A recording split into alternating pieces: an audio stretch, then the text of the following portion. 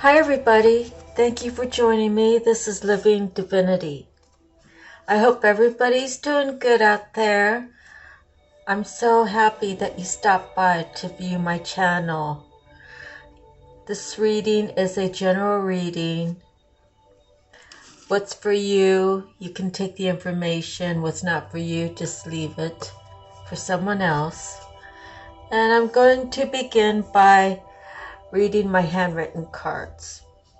So the first one says, cheerlead others to reach their potential and beyond. So many times we run into people who, are against change, against people going for their dreams, shooting for the stars. We have to remember we all have that within us. We all are creators. We are each a child of God. God is the creator. So we all have that ability for that. And it's really important for us to have a community of people who will help cheerlead others to go for it, Okay. The back of this card says, remorse what you've done or plan to do. So if you've done something that you're remorseful for, and you're truly sorry, I would say if you can go to that person and say, look, I'm sorry this happened. Sometimes after a period of time, it doesn't even matter. The apology doesn't even matter, because whatever pain was caused, and it's kind of like water underneath the bridge already. But if you're planning to do something that you know you're going to have remorse for, why do it? The next card I have is engage in the good things in life. So, the way the economy is these days, it does cost money to do most things. But, you can enjoy driving to a park, walking around the park. You could stop by ice cream parlor and take your children in for a little ice cream cone. Just spending time. Quality time is really the best. Those are memories that your children will never forget. Okay, the back side says, manipulating bully. You have to speak up for yourself. If someone's picking at you, first of all, if they're doing it to you right in front of you, that's your opportunity to say, hey, I don't appreciate that. And you better take a look at yourself before you point your finger at anybody else. Say something to stick up for yourself. There's nothing wrong with what I just said. Then there's times when it's like one-on-one, or there's other people around. And who wants to play a part in that? I really believe when someone acts like that, I think people are waiting to hear you stick up for yourself. They're waiting for you to say, hey, I'm not going to be your doormat today. Go find someone else. So you can do that, and you can do it without hate, without animosity, and just say it and turn around and laugh and walk off.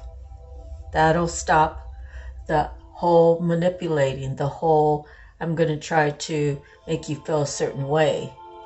As long as you give them the power and you display that certain way that they're asking for, they're going to keep at you. So just try to say something, smile, laugh, and walk away.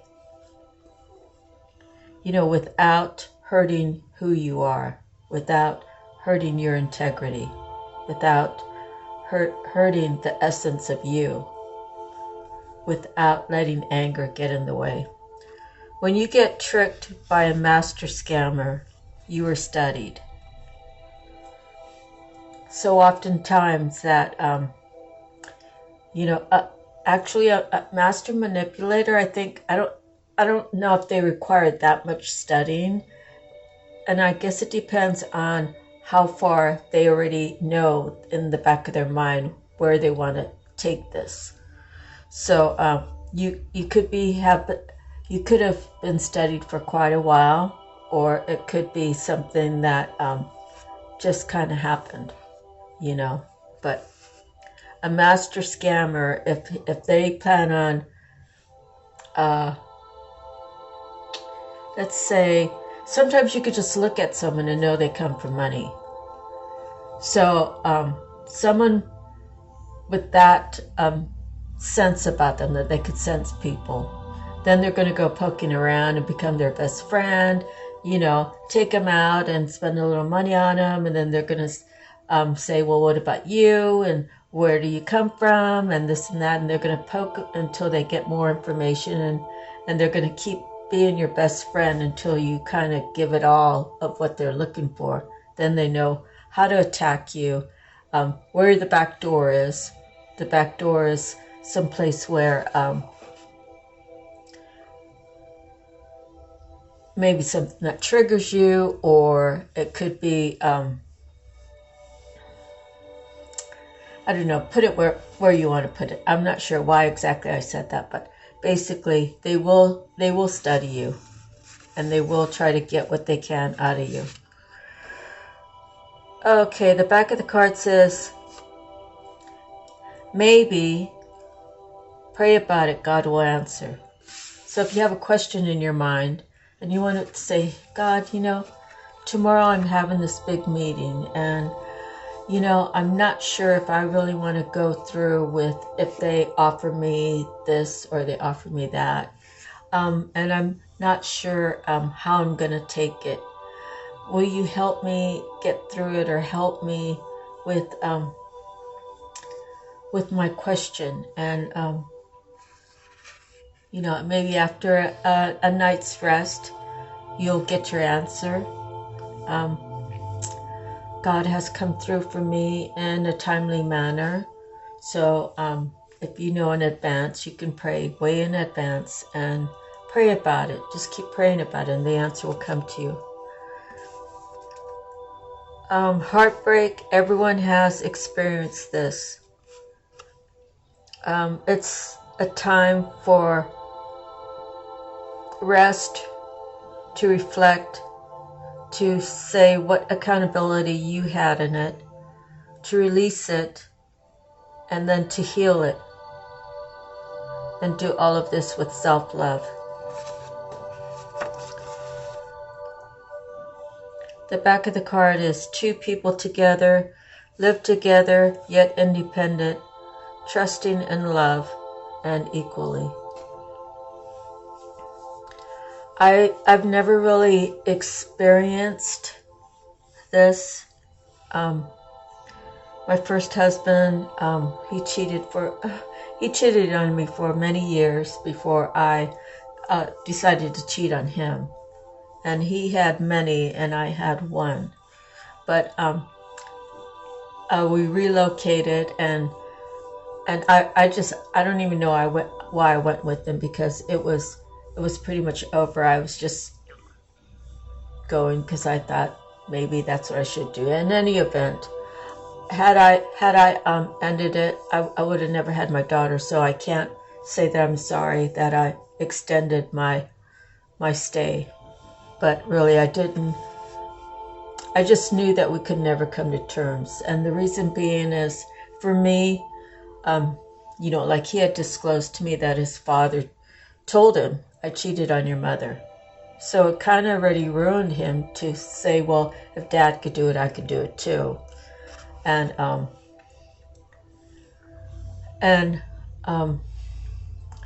the thing about it is, I just wanted him to tell me the truth. If he would have just told me the truth, yes, I cheated on you, I'm sorry, it won't happen again, then I would know if it ever happened again, he would tell me the truth. I wouldn't have to worry about, is he going to keep lying to me over and over and over? So, you know, I did some really terrible things to him, and they were paybacks. And I always told him paybacks are a motherfucker. And, you know, again, through it, I have my daughter, so I can't be sorry for what I went through or what I put him through, because we were both at fault. And there's more determining factors than just that we both cheated. We were together for a reason, I guess, to have my daughter, and then that's it. That's kind of when it ended. Okay, so the next card is a karmic. It says karmic lessons are meant to learn and to move on. As I was saying, my daughter is not karmic to me. She's the best blessing I could ever ask for in the whole world. Okay, so the back of this card says equal exchange of energy. It's so important that I know that, you know, if you give too much, they don't have to put in that much. It's sort of like a bag of 100 chips. If I put in 75 and he only has to put in 25, it becomes complete, 100.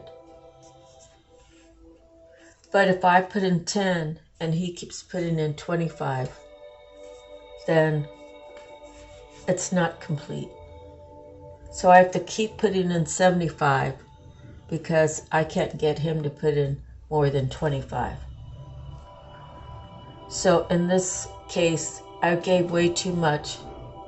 I should have required him to balance it out before I ever really committed to him.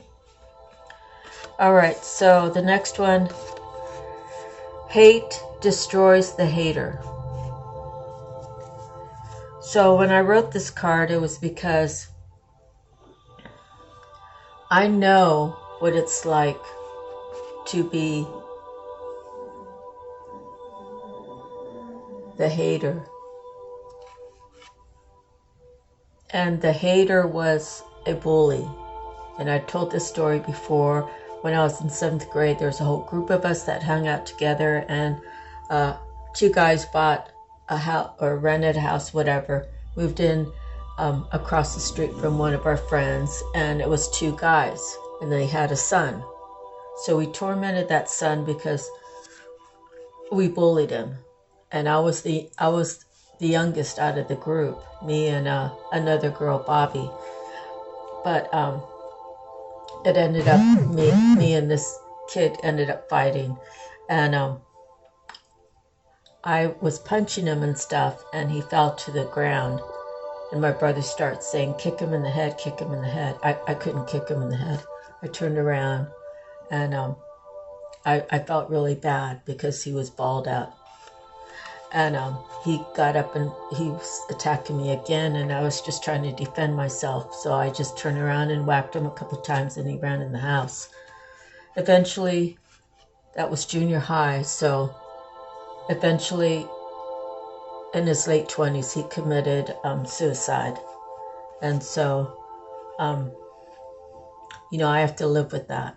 I have to live with that I had a part in why he killed himself, even though it was 10 years later or 15 years later. What is that? That's junior high. You're about 12, 13, 7th grade, 13 to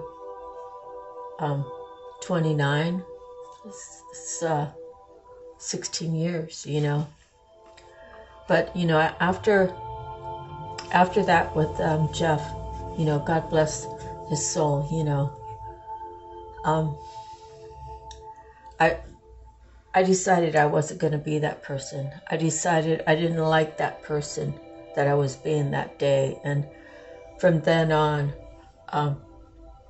I became the protector of people. And And I didn't care if it was a boy or a girl. If someone was picking on my friend, I was there to stick up for them. And even when I was in the service, there was her name was Bags. She was actually like she was a really nice bull dyke, right? And I thought she was a man. That's how she looked. You know, she had her hair cut and she carried herself like a man. But she was in my birthing, and she kept picking on this little girl.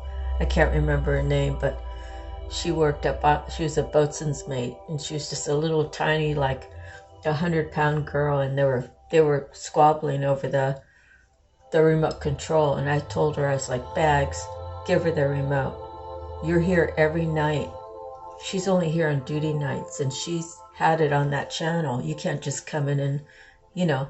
So it's not bragging rights. It's just like, I'm just trying to tell you, when you've done something bad, even though at that time when I was in the service, he hadn't yet committed suicide.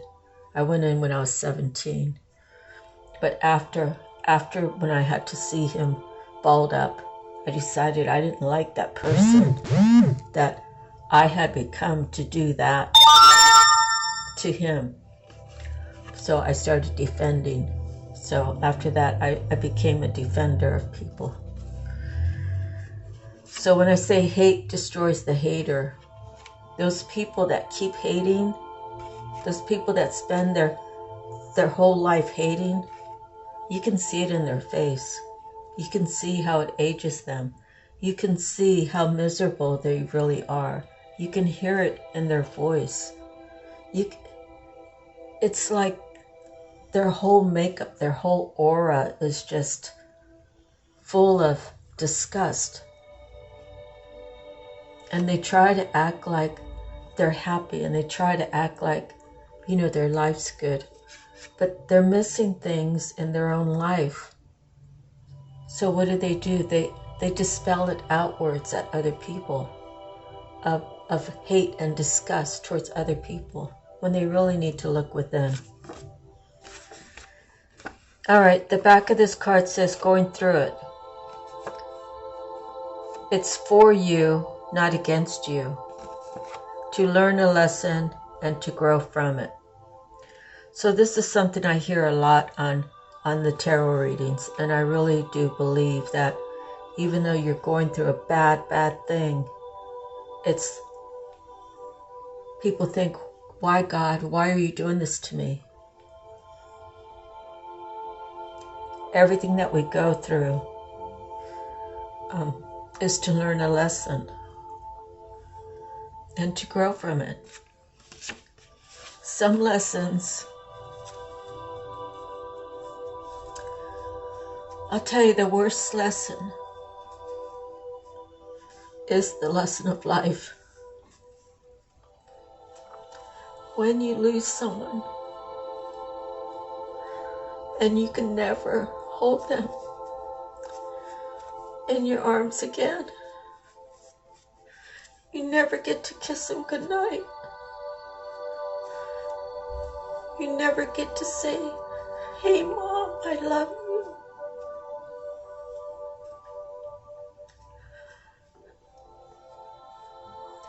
The lesson of life, it's the circle of life. And it's something that we should be embracing. And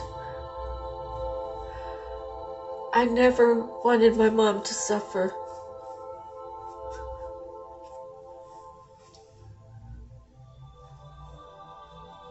My family, my siblings, they don't really think about it, but I was the only one home when Mom got sick. My dad called me to the bedroom. I thought I was making too much noise on a Saturday. Me and my cousin Darla were in the house cleaning with the music on. And when he called to me, I thought he was mad at me about the music. And when He said, "Come in here, get your mom dressed." My mom was flopped over on the bed. She couldn't even sit up. Her eyes were rolling in the back of her head. She was trying to communicate with me, and all she could do was gargle.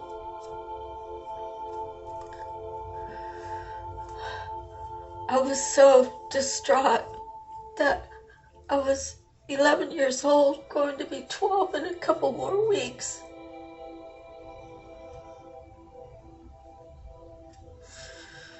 Anyways, we got her to the hospital.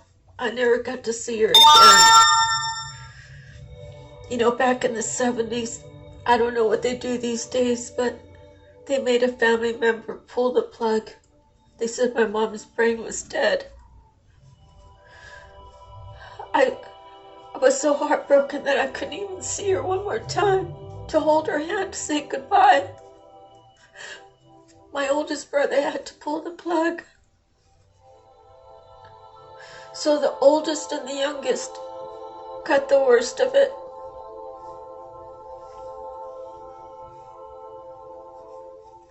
But my family doesn't really recognize that.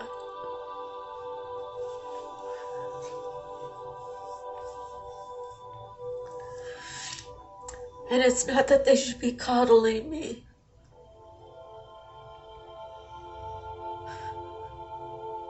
They should just treat me in the decent way that I treat them. Nothing more, nothing less. So now this card says, learning the lessons.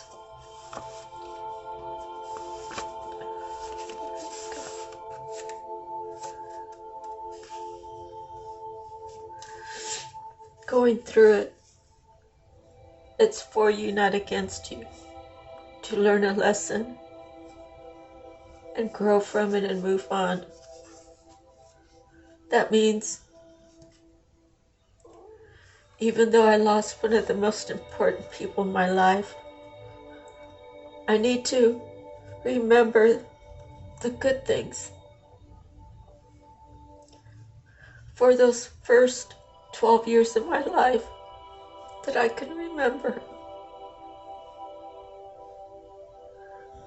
And cherish it and honor and know that Mom did the best that she could. And honor her by visiting her gravesite or just speaking out to her when I'm walking somewhere. And remembering my other loved ones. That's one lesson I don't know if I could ever really learn. But I can't tell you this. There is life after death. That for sure I know.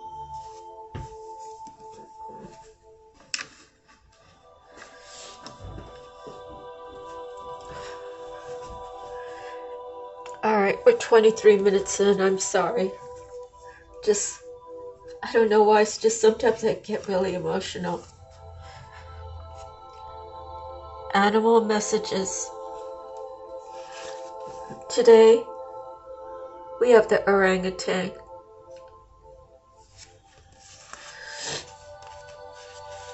Working to live joyously, not living to work. Orangutan, utterly content in his lush rainforest, sees no pressing need to swing on agile limbs from his soft arboreal bed at dawn. He rises when refreshed, stretching great arms before breakfast unhurriedly on ripe fruits, and only then carrying on with the business of his day. For orangutan understands the true value of time and counsels that you use it wisely. Are you working to live or living merely to work? Adjust your priorities lest time slips silently away. Take pleasure with it. Hold on one second.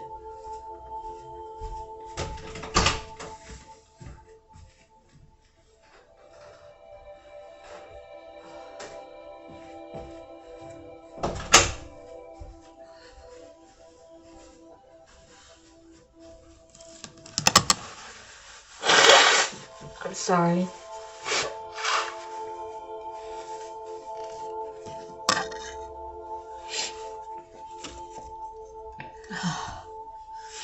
Okay, the next one is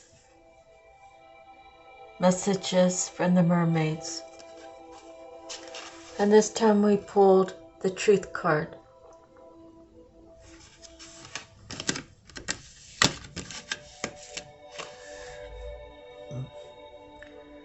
Admits the truth to yourself. Accepting the truth can set you free and be a joyful experience.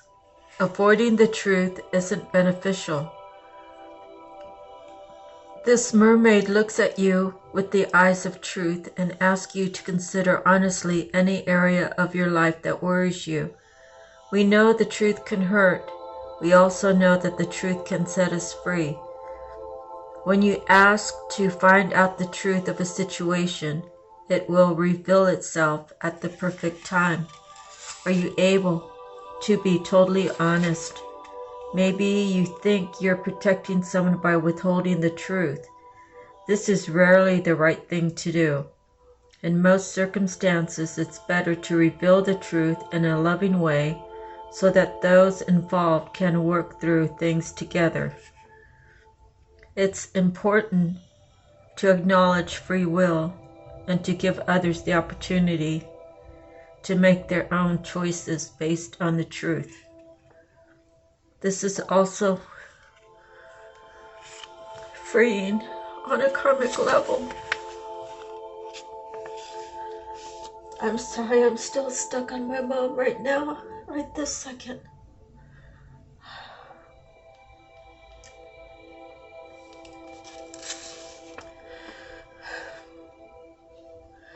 This card also says there could be a secret waiting to be brought to light.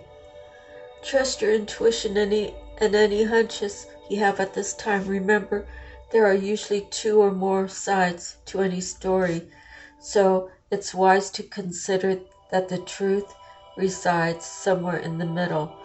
When you live your life in truth, you never need to recall what you've said or done previously because you walk the path of honesty. This card appears in a reading to highlight an area of life where a truth will soon reveal itself. Pay close attention to the surrounding cards for extra insight.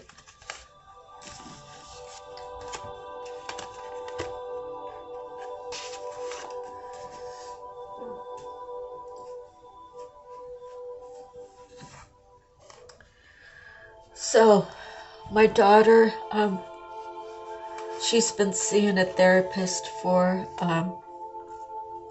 quite a few years. She was really damaged through the divorce, and some things she didn't understand, but now that we've reconnected, she says she understands why I did some things that I did. The only thing was that I really scared her, because she said most of the time I was really nurturing and loving, but when she saw my dark side, it was pretty scary, and I really didn't have an answer for her. I just told her that's like on my dad's side, and she had told me that she was going to see a psychologist, and you see, I really didn't know the situation. She was in her early 20s, I think, maybe around 25 or earlier when she told me, and I was like, you might as well just go kill yourself then. I didn't know that she was already talking about killing herself. Her father didn't tell me. Her father just called me and then gave her the phone. And he told her that he already explained to me, but that wasn't true. So you see, the thing I didn't get to tell my daughter was the reason why I don't believe in these therapists is because when we were going through the divorce, I told her dad she needed to see one, but he was making my daughter tell the therapist lies about me, and he would tell her, if the therapist doesn't tell me what you're saying or what I'm telling you to say, then you're going to be in big trouble. And it all had to do with the court hearing for the divorce, upcoming. So when he calls this lady in, and so I actually wasn't even allowed to be in the meetings. I called and asked. I said, I'm Emily's mother and I want to be there. And she's like, it would be a conflict of interest because I see her father. And then in court later, she's like, oh, she must have misunderstood. Of course, she's welcome to come. So then I started going, and it was like breaking ice for like 4 weeks. And then finally the lady started, the ice was broke. She started seeing that I wasn't this bad person that her father, my daughter's father, and her were portraying me as. And then that's when he stopped taking her. Of course, my daughter has a different story. She said that she was telling the therapist these odd things because it's supposed to be not shared, right? And then that therapist was telling her father these odd things, so she already knew that she couldn't trust that therapist. The therapist was getting paid through her dad's insurance. So when are you going to be able to see a even-sided person, regardless of who's paying? As well as, when my mom died, my dad made us all go into this room, and there was a therapist in there. It's supposed to be a bereavement meeting. And he looked right at me, and he said, do you love your mother? What kind of question is that to ask a child that just lost their parent? It's like, oh my God, I ran out of there. How can they be so cruel and just ask that question to a little kid? I was very upset. That was like my first ever with a therapist, and I think that's why I decided to learn about myself when I needed to, as I went along. All right, dears, so we're 33 minutes in. Let me move on. I feel so much better about talking about my mom and the therapist. Thank you so much. I hope what I'm saying is helping someone out there. All right, so the next card is from the purpose, your soul purpose, and we pulled the first responder, the sodalite.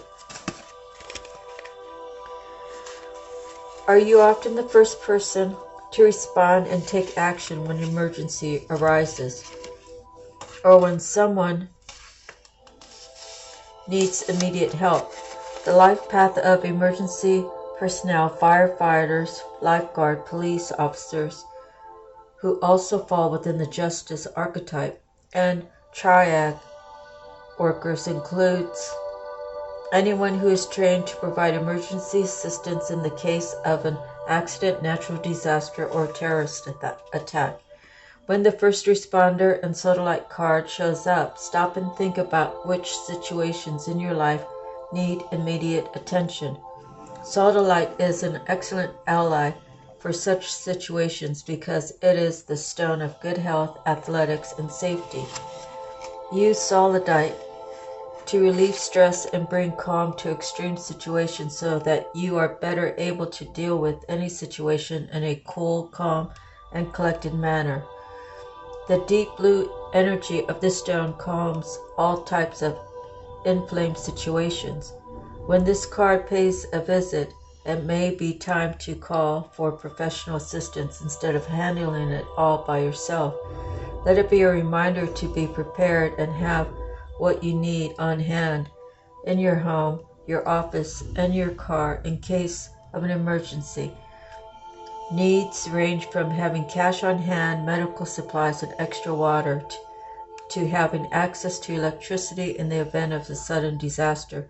First responders are also physically fit and athletic. Pulling this card can be a sign that it is time to get your house in order, as well as your physical body trained for optimal health and endurance.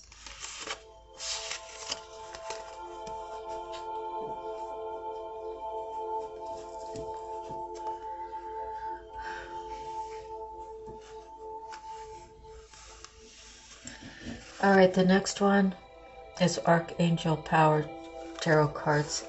And we pulled the Nine of Michael.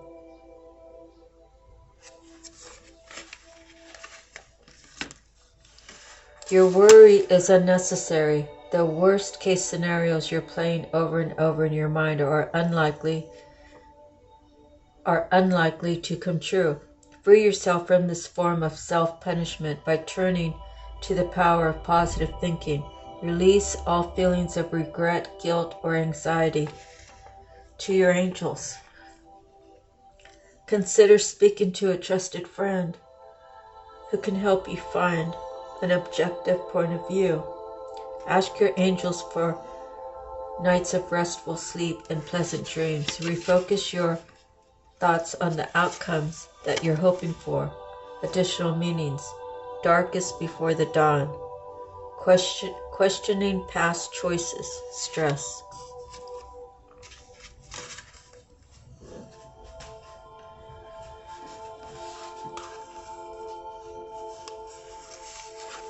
Next one we have is from the Divine Feathers, and we have the wren.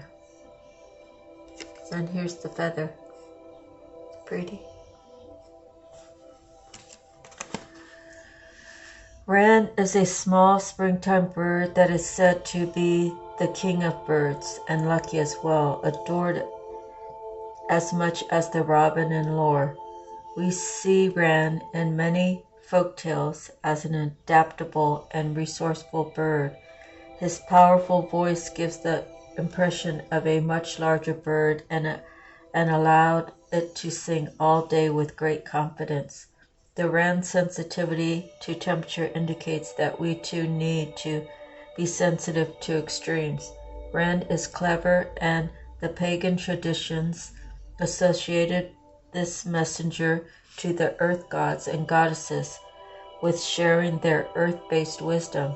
The wrens help us to realize we are the sum of all of our gifts.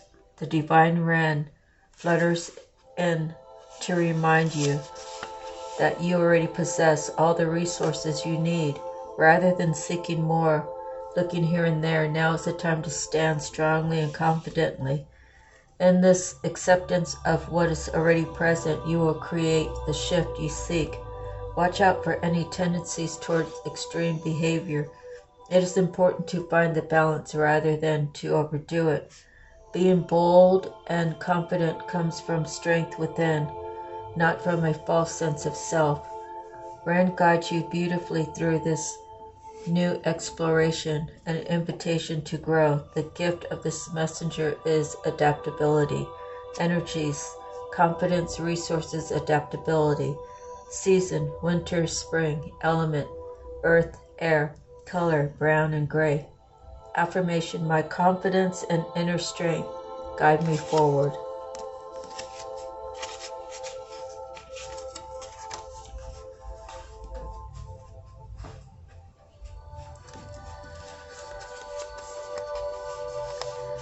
Okay, the Akashic Tarot. And we pulled the Ark of the Covenant.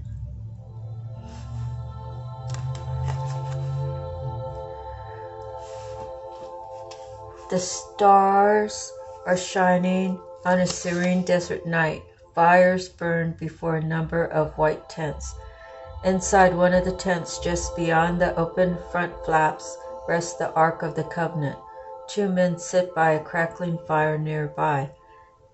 At the most mundane level, this card can represent a beneficial legal contract or a title transfer. It also can show successfully working with professionals such as brokers and lawyers. More often, it indicates that you are living true to your own karmic contract, facing your lessons of growth, working toward greater discoveries, and bringing your unique contribution to the world. Your karma does not rule you, you rule it. When the work becomes too great, taking a rest doesn't break with your covenant, it supports it. You understand the phases of time and energy, and you work within those phases. Some of your karmic directives at this time may involve other people. If so, make sure there is no urgency, need, or personal agenda in play. Don't let yourself get pulled into an emotional drama. Know that the things that require your attention now reflect a commitment that has a far-reaching influence that may impact your present as well as your future lives. So continue to work toward your highest purpose to uphold the sacred covenant you have to touch the world with your light.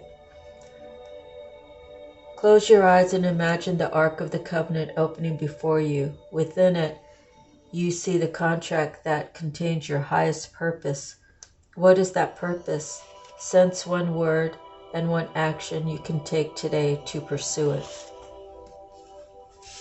And that's the 11 card.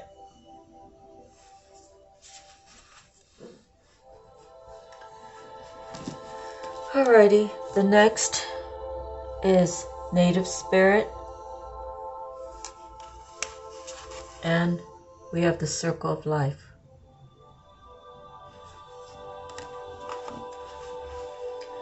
All things are possible. Stand in your center and be open. The 4 winds are bringing your dreams to fruition. Embrace and accept where you are in the great circle of life. Bounty and abundance are flowing to you.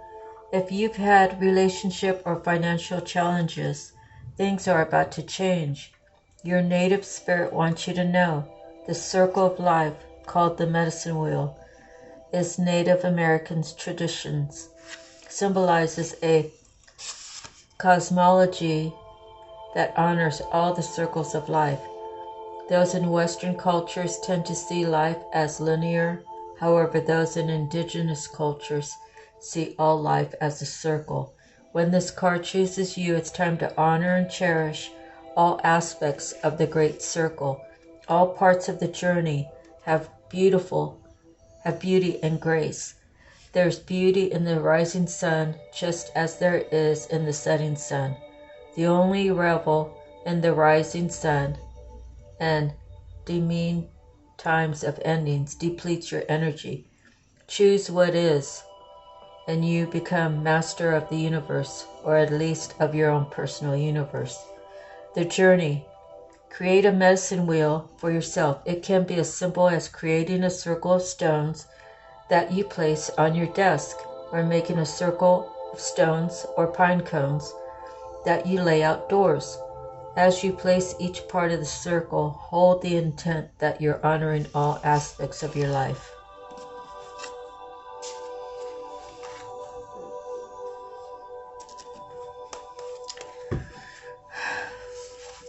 I'm sorry to sigh like that. It's still like very touching my heart. Psychic Tarot, and we have a number 1, triumphant success.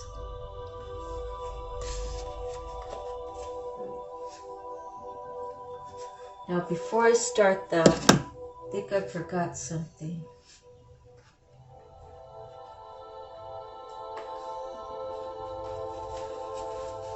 For the first responder, forgot to read the other side. The affirmation, I am physically fit and have great endurance. I am mental clear and emotional confident. I easily deal with challenging situations.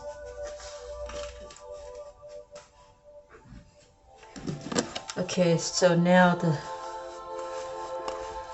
Psychic Tarot with the triumphant success. 45 minutes in. The first of the mental cards signifies that new beginnings and exciting challenges may be before you. By utilizing your strength, willpower, determination, and focus, there's the potential for you to reign triumphant in many areas of your life. In traditional tarot, this card represents the Ace of Swords, and since a sword is double-sided, it can cut through the barriers that hold you back if it's done constructively and with precision. Remember that there's another side to the blade. If you're rash or use it in a destructive way, it could be harmful to yourself and others. Always pause and think before you act. This card is a reminder to vanquish negative thoughts from your mind, strengthen and tap into your mental powers, and use clarity with control in order to initiate new ways of thinking.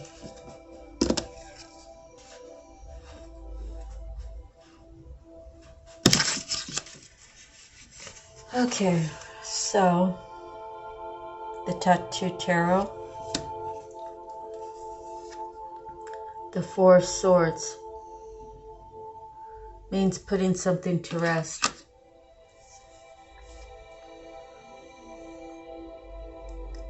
Maybe this star kind of looks like she's dumping out water. Maybe this star had two jugs, sharing it with someone, and decided to pour them both out. The Ace of Wands is a new beginning. Maybe something more passionate was found or seemed interesting. The Hermit is the truth seeker. They go into quiet time and they think about where they've been, where they currently are, and where do they see their future going. The Seven of Cups talks about having a variety. Has he or she already tried all the flavors? Is there one of these 7 cups that they really, really want? That Ace of Wands could indicate that they were in search of something. Something different than what they already had. So they could be currently searching all these cups for just the right one. Now we have the Ace of Swords. The truth coming out. Did he let his people know in the past, he or she know, let their people in the past know that they have other ideas and they've put things to rest? The Ace of Swords, I think, would indicate yes. The Three of Wands indicates could be 3-party situations. It could be just gathering, people having fun. And the Knight of Wands. Did he figure anything out?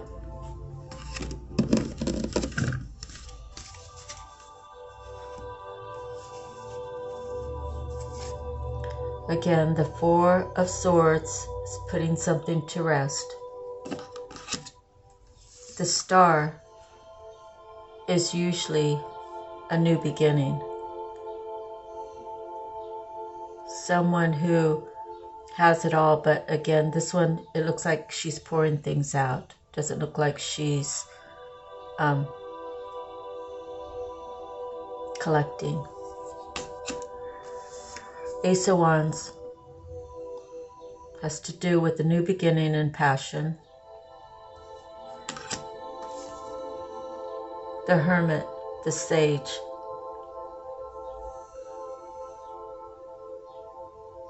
The truth seeker. The Seven of Cups. Searching for that right cup. Checking out every cup to see what exactly is inside of it. The Ace of Swords is usually the truth, starting a new beginning and deciding to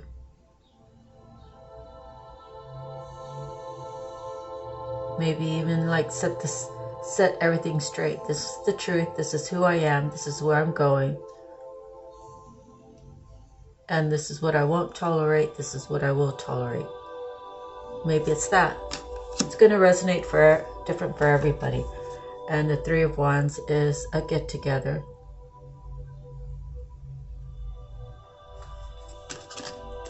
And the Knight of Wands. So, in this reading, there's a lot of passion. There's new beginnings. There's a couple swords. So, what are we missing? We're missing everything but coins. So I hope this resonated for you. That's the end of my reading. Thank you. God bless. Have a great day. Go outside, get some fresh air. Enjoy it. Sending you lots of love, lots of prayers, lots of healing.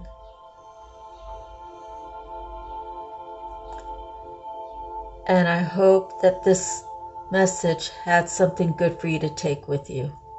We'll see you next time. Aloha. God bless.